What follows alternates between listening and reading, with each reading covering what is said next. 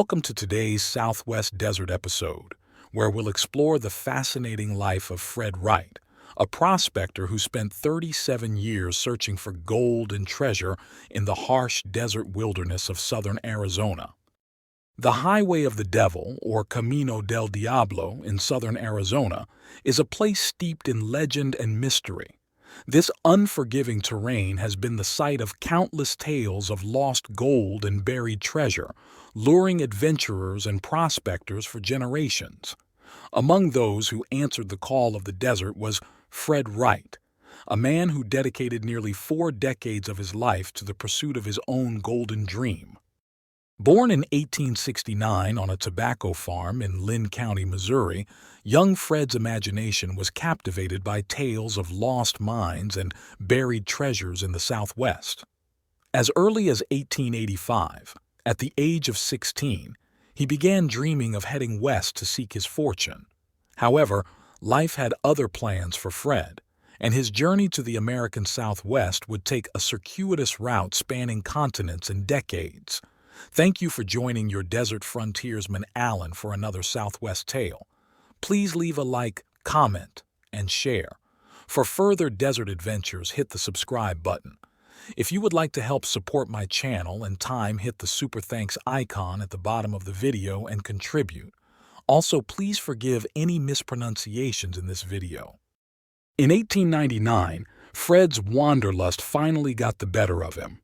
Responding to an advertisement seeking muleteers for Africa, he set sail from New Orleans aboard the SS Kildone. After a 42-day voyage, Fred found himself stranded in East London, Cape Colony, with only a sixpence to his name. Undeterred, he enlisted to fight with the British against the Boers. He had a reputation as a crack shot. After completing his 6-month enlistment, he returned briefly to Missouri before heading back to Africa with another shipment of mules. This time, he joined Driscoll's scouts, eventually earning the rank of sergeant and a Victoria Medal. When peace was declared, Fred's adventurous spirit led him to prospect for gold and diamonds across South Africa. One particularly memorable expedition took him as far north as the Zambezi River and Victoria Falls, traveling by ox cart through some of the most remote and challenging terrains on the continent. The allure of new gold fields drew Fred to New South Wales, Australia in 1903. However, luck wasn't on his side, and his stay there was brief. Early in 1904, Fred arrived in San Francisco, marking the beginning of his return to North American soil. He quickly moved on to Reno, Nevada, using it as a jumping-off point for a prospecting journey that would take him through Colorado, Montana, and other western states. As the first decade of the 20th century drew to a close, news of gold strikes in Arizona rekindled Fred's prospecting fever.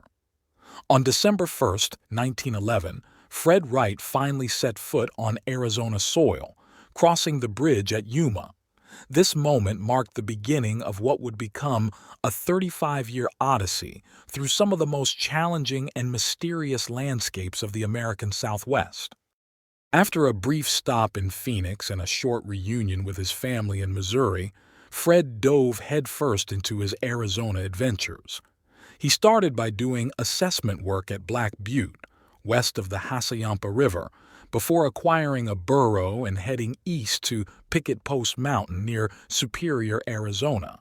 It was here that he met a colorful character known as Yellow Dog Griffith, who shared tales of lost Spanish mines and treasures scattered throughout the region. Inspired by Yellow Dog's stories, Fred pointed his burro towards Sonoita, a tiny Sonoran settlement just south of the border. This little green valley with its white houses nestled alongside a sparkling stream would serve as his headquarters on and off for the next 35 years. From this base, Fred launched countless expeditions into the remote oases of the Sonoran Desert, always searching for adventure and hoping to turn his golden dreams into reality. Using the tail of his trusty burro as a compass, he trekked through the desert, stopping at places with exotic names like Zumbador, Sony, Chiuyabi, and Cuitavac. Along the way, he formed friendships with Papago Native Americans and local Mexicans, immersing himself in the rich culture and lore of the borderlands. One of the most intriguing leads Fred pursued was the legend of the buried treasure of San Marcelo, a mission founded in 1699 for the Papago Native Americans by Father Kino. Despite local superstitions about the Padre's ghost haunting the ruins, Fred couldn't resist the allure of potential treasure. He admitted to doing some digging on the quiet, but his efforts yielded only a crumbled cow horn and dashed hopes. Throughout his years in the borderlands, Fred frequently traveled the infamous Camino del Diablo, or the Devil's Highway. This 100-mile stretch of waterless trail between Sonoita and Yuma had claimed countless lives over the years, earning it a sinister reputation. Fred would often come across bleached skeletons lying in the drifting sand, grim reminders of the trail's deadly nature. Despite its dangers, the Camino del Diablo became Fred's main route through the desert. He spoke of the many legends that had sprung up around the trail, adding to its mystique and allure for treasure hunters and adventurers. In 1913, Fred's wanderings took him to Quitovaquita, where he became intrigued by rumors surrounding the nearby ghost town of Santo Domingo. Founded in the 1870s by Cipriano Ortega as an agricultural paradise, the settlement's fortunes changed when colonists began finding hand-stacked gold ore scattered throughout their fields. Fred described the specimens he saw as unlike anything he had encountered in his nearly 50 years of prospecting. The gold appeared in a sandwich form, with a thin layer of gold spread between two slices of country rock. Despite numerous attempts by Fred and others to locate the source of this unusual gold, its origin remained a mystery. During his time in Quitovaquita, Fred formed a lasting friendship with Manuel G. Levy, a trading post operator whose knowledge of local history proved invaluable to Fred's treasure hunting pursuits. Levy would often provide Fred with a grub stake, sending him off into the desert before sunrise in search of lost mines and buried treasures. One such expedition took Fred to the extreme western edge of the Camino del Diablo in search of the remains of 2 lost wagon trains. Another time, Levy sent Fred to Las Playas to investigate the site of a Native American massacre where old Mexican coins and trinkets had been discovered. Though these searches often yielded little more than graves and skeletons, the thrill of the hunt kept Fred going. Fred's adventures often brought him face to face with the dangers of the desert. One particularly harrowing experience occurred when he nearly died of thirst after getting lost in the shifting sands of the Medanos while searching for a legendary lost mission bell. Though he never found the mythical bell, Fred's journey took him to Punta Penasco on the Gulf of California. There, he discovered the corral-like houses and cemeteries of the Areneño people.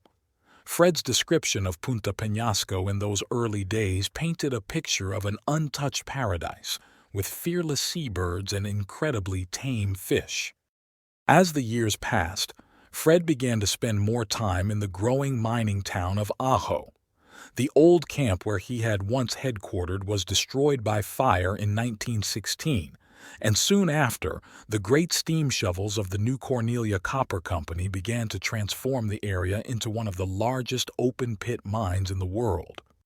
With many of his old friends gravitating towards the big company mines, Fred found himself spending more time in town. However, his wanderlust never fully subsided.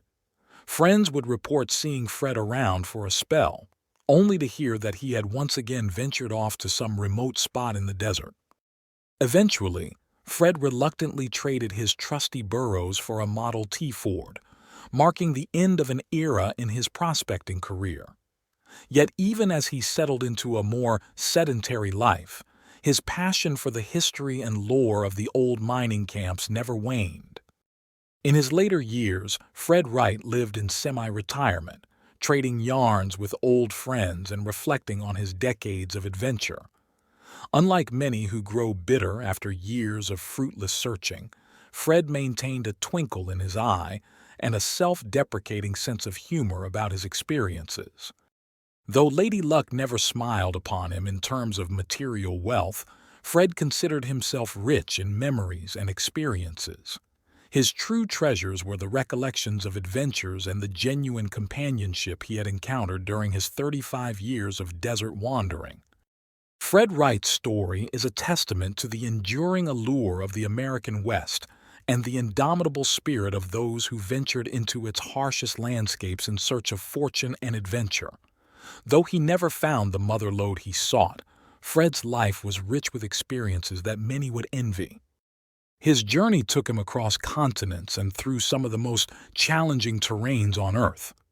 From the battlefields of South Africa to the shifting sands of the Sonoran Desert, Fred Wright lived a life straight out of an adventure novel. Yet through it all, he maintained a humble perspective and a genuine appreciation for the people and places he encountered along the way.